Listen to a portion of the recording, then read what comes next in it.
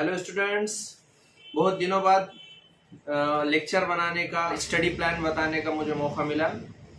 जैसा कि सभी स्टूडेंट्स को पता है कि 17 जुलाई को हमारे एग्ज़ाम की डेट फिक्स हुई है, नीट के एग्ज़ाम की। तो उससे रिलेटेड मैंने ऐसा ज़रूरी समझा कि बच्चों को एक स्टडी प्लान डिस्कस करूं, जो मैं यहाँ पर बच्चों से डिस्कस कर रहा हूँ और बच्चों से मैं शेयर कर रहा हूँ। बच्चों से, उनके साइड से बहुत सारी अच्छी इन्फॉर्मेशन मुझे मिल रही है कि कैसी स्टडी करना चाहिए। मैं उनको कुछ मशवरे दे रहा हूँ। तो जो भी सजेशंस है, जो भी बच्चों के भी सजेशंस है और मेरे भी सजेशंस है, जिस बेसिस पे बच्चे काम कर रहे हैं, मैं चाहूँगा कि हर बच्चे से वो इन्फॉर्मेशन शेयर हो जाए और हर बच्चों का इससे फ़ायदा हो सके। और किस प्रोटोकॉल के चलते, किस तरीक़ेकार के चलते हमको आगे हमारी प्रिपरेशन करना चाहिए ये 2 ढाई महीनों में, ये मैं थोड़ा-सा आप लोगों से शेयर करूँगा। और ये लेक्चर, ये जो मेरा भी जो प्लान है, स्टडी प्लान जो मैं आपसे डिस्कस करने वाला हूँ, तो ये आपको कैसा लगा और इसमें और क्या इम्प्रूवमेंट हो सकता, इसके लिए मुझे कमेंट करके कुछ शो करिए, ताकि उससे हर बच्चा फ़ायदा उठा सके और मुझे भी कुछ नया सीखने को मिले। और रही बात आज का जो मेरा ये प्लान डिस्कस करूँगा, तो आने वाली जो 2023 की जो एग्ज़ाम है, उनके वो बच्चों के लिए भी इसमें बहुत सारा गाइडेंस रहेगा। मतलब लास्ट मोमेंट पे क्या करना चाहिए, उस चीज़ का अंदाज़ा उनको अभी से लगेगा और उस हिसाब से वो प्लानिंग करेंगे। और अभी जो 12th में, मतलब जो नीट का एग्ज़ाम देने वाले बच्चे हैं, उनसे रिलेटेड मैं थोड़ा-सा यहाँ पर बातें करना ज़रूरी समझूँगा। और ये क्यों मैं इस प्लान को शो कर रहा हूँ, तो मेरा ओवरऑल जो पैरामीटर है, वो जो मैं भी इमेज शेयर कर रहा हूँ, ये पर्टिकुलर इमेज, इस हिसाब से मैं प्रोग्राम बनाने की, मतलब स्टडी प्लान करने की कोशिश करूँगा कि हमने कितने क्वेश्चन सॉल्व करना चाहिए, तो किस हिसाब से हमको डिज़ायरेबल मार्क्स मिल सकते हैं, एररलेस मार्किंग के लिए क्या करना चाहिए, ये भी मैं डिस्कस करूँगा। तो पहला पॉइंट है, हमने सबसे पहले तो हमारा एक अपना पर्सनल स्टडी शेड्यूल बनाना चाहिए। स्टडी शेड्यूल जो हम बनाते हैं, तो उसमें हमको ध्यान रखना है हमारा टेस्ट प्रोग्राम क्या है, टेस्ट शेड्यूल क्या है। जैसे बहुत सारे बच्चे यहाँ पर ऑनलाइन टेस्ट लेते हैं, या फिर कोई कोचिंग ज्वाइन करके वहाँ पर ऑफलाइन टेस्ट अटेंड करते हैं। तो उनका एक पूरा प्लान रहता, एक शेड्यूल रहता, वो शेड्यूल के चलते उनके पूरे टेस्ट प्रोग्राम कंडक्ट होते हैं और उस शेड्यूल के हिसाब से वो अपनी सेल्फ स्टडी को वहाँ पर कर सकते हैं। लेकिन जो बच्चे कोई कोचिंग से ज्वाइन नहीं है, तो ऐसे बच्चों ने क्या करना, तो उनके लिए मेरी सजेशन ये है कि हमारे पास जो टारगेट पब्लिकेशन है और टारगेट के अलावा अरिहंत वगैरह, तो इनके 40 डेज के डीपीपीज भी हमको मिलते हैं। मतलब 40 दिन में कैसे, मतलब प्रोटोकॉल से जाना चाहिए, 40 दिन में कितना पढ़ के कौन से टेस्ट देना चाहिए, ये भी हमको मिलता। ऑनलाइन भी टेस्ट सीरीज मिलती, और उसके साथ साथ टारगेट पब्लिकेशन के हम बहुत सारे क्वेश्चंस मिलते, टॉपिक वाइज उनका एक सेट आता क्वेश्चन का, वो भी इमेज मैं यहाँ पर शेयर कर रहा। तो यहाँ पर मैं किसी पब्लिकेशन का मतलब प्रमोशन नहीं कर रहा, ये बच्चों को फ़ायदा हो सकता है इससे, मुझे ऐसा लगता है। क्वेश्चंस भी अच्छे क्वालिटी वाले क्वेश्चंस रहते हैं, तो वो बच्चे वो बुक्स परचेस कर सकते हैं, उस हिसाब से अपनी टेस्ट सीरीज को वहाँ पर परफॉर्म कर सकते हैं, उस हिसाब से सेल्फ स्टडी कर सकते हैं। अब यहाँ पर जो शेड्यूल बनाना है, वो शेड्यूल और टेस्ट सीरीज हमारी एक दूसरे पर इंटरडिपेंडेंट है। मतलब टेस्ट जो भी रहेगा डेट उसकी, उससे पहले हमने वो पर्टिकुलर टॉपिक को पक्का करना है।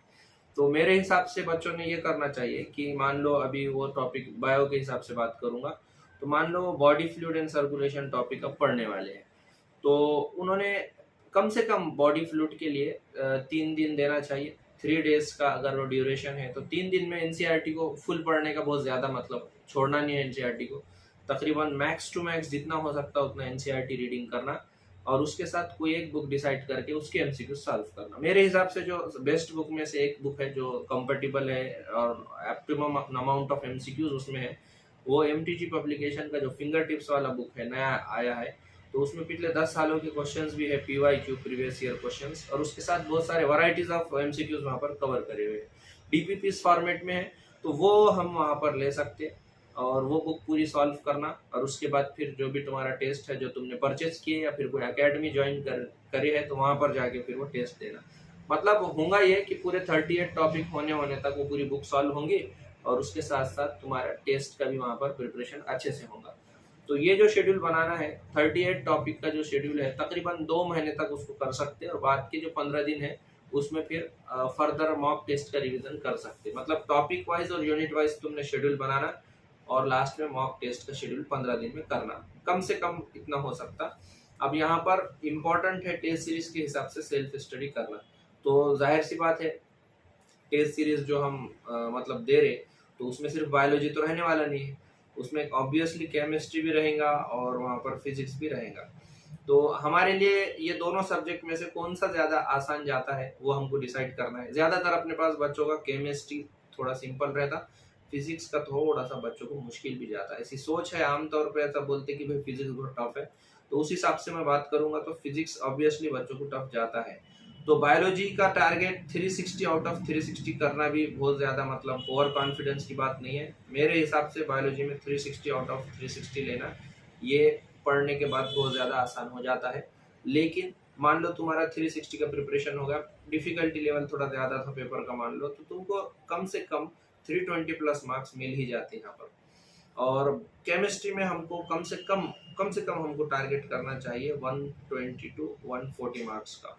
अगर 120 और 140 मार्क्स का टारगेट करना है हमको, तो ऑब्वियसली केमिस्ट्री के 3 डोमेन है, फिजिकल है, ऑर्गेनिक है और इनऑर्गेनिक है। तो तीनों अलग अलग मतलब जो वेटेज वाइज टॉपिक है, डोमेन है 3 डोमेन, उसमें फिर मल्टीपल टॉपिक्स है, तो उसको वेटेज वाइज हमने हमारा प्रिपरेशन करना और टेस्ट सीरीज के हिसाब से उसको भी पूरा जो है तो प्रोटोकॉल फॉलो करके चलना आगे। तो ये एक चीज़ हो गई। मतलब मान लो हमको 320 और 140 मार्क्स का ये फिगर अगर आता है तो 460 मार्क्स हमारे कंप्लीट हो जाते हैं बायोलॉजी और केमिस्ट्री में सिर्फ। अब रही बात फिजिक्स की, तो फिजिक्स में मिनिमम 100 मार्क्स का तो प्रिपरेशन हर बच्चे ने करना चाहिए, मिनिमम बात कर रहा हूँ मैं। तो वहाँ पर 460 अगर 100 का प्रिपरेशन करेंगे तो मान लो आपको 90 मार्क्स मिलते हैं, तो वो जा करके आपके हो जाते हैं अप्रोक्सीमेटली 550 मार्क्स। एक ओपन कैंडिडेट को 550 मार्क्स में महाराष्ट्र मराठवाड़े में कम से कम अपना लातूर या फिर अंबाजोगाई का MBBS कॉलेज आराम से मिल जाता 3rd राउंड तक। अब तक के इंफॉर्मेशन के हिसाब से ये है। आगे चल के अगर डिफिकल्टी लेवल कम रहा, कंपटीशन लेवल ज़्यादा रहा, तो फिर ये कट ऑफ फिर बढ़ भी सकता है, ये डिपेंड है।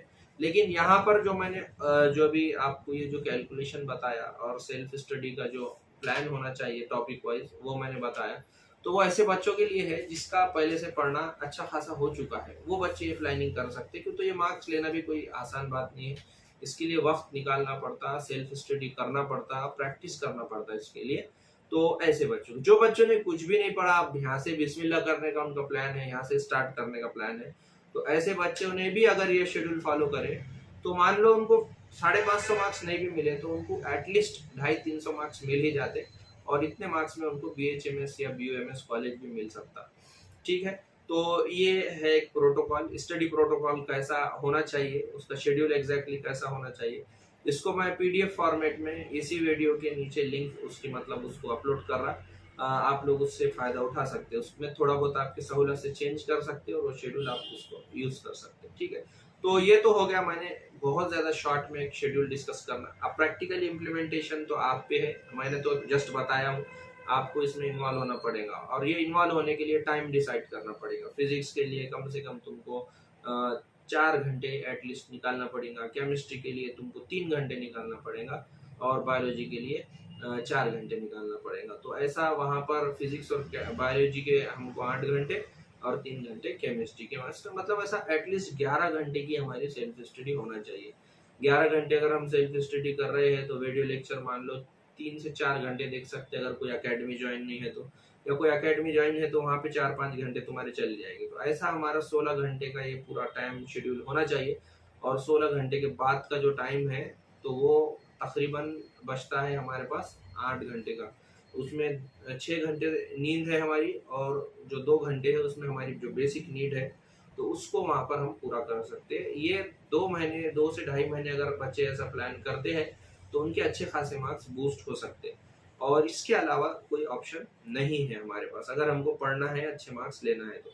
और जो बच्चे 11th में हैं उनके पास एक गोल्डन चांस है, मतलब अभी जो 12th में गए कि उनके पास 1 साल का ड्यूरेशन है, तो साल भर कंसिस्टेंसी के साथ एक डायरेक्शन में अगर वो बच्चे पढ़ाई करते हैं without any type of distraction, distract नहीं होते हुए अगर वो बच्चे पढ़ाई करते हैं तो मैं ये समझता हूँ कि उनका भी बेनिफिट बहुत ज़्यादा होगा। उनके लिए एक अलग से मैं स्टडी शेड्यूल बनाऊंगा, जैसे ही मेरे को टाइम मिलेगा तो मैं कोशिश करूंगा इंशाल्लाह कि उनके लिए भी एक अच्छा स्टडी शेड्यूल डिस्कस करूं शॉर्ट में।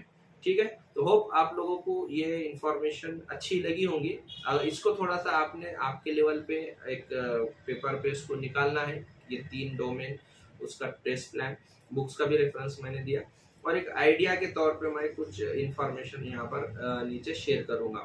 ठीक है, तो आपने डिस्क्रिप्शन में जाकर वो इंफॉर्मेशन देखना भी है ताकि आपको उसमें हेल्प मिल सके।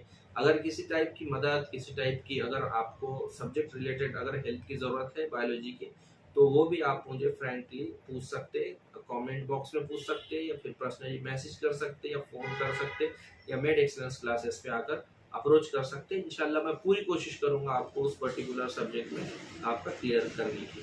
ठीक है, तो इजाज़त दीजिए आपके दोस्त को, आपके टीचर को, प्रोफेसर विखार को। मिलते हैं नेक्स्ट इसी तरीके के कोई लेक्चर में, तब तक के लिए थैंक यू।